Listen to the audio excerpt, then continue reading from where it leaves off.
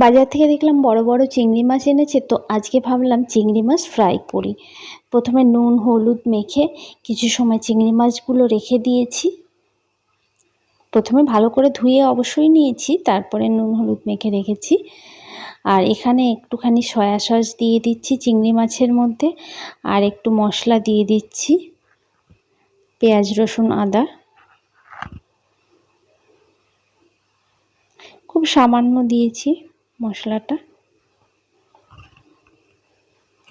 এরপর এদিকে কর্নফ্লাওয়ার নিয়ে নিলাম, সেই পরিমাণে আমি বেসন নিয়ে নিয়েছি, আর একটু বাটা, আবার এখানে একটু মশলা দিয়েছি, আর এখানে ধনেপাতা নারকেল লঙ্কা পেস্ট করে এটাও দিয়ে দিলাম চিংড়ি মাছের মধ্যে, এই পেস্টটার মধ্যে একটুখানি হলুদ দিয়ে পেস্টটা ভালো করে নিলাম।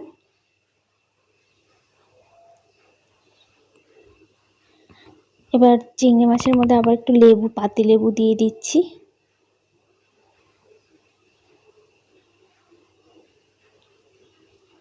ভালো করে মেখে নিয়েছি।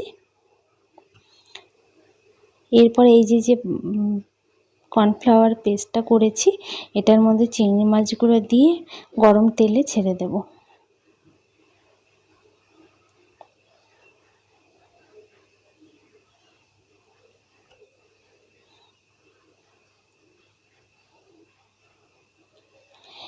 এভাবে করে বাড়িতে একবার চিংড়ি মাছ খেয়ে দেখবে, অসম্ভব সুন্দর লাগে, খুবই সুস্বাদু হয় খেতে।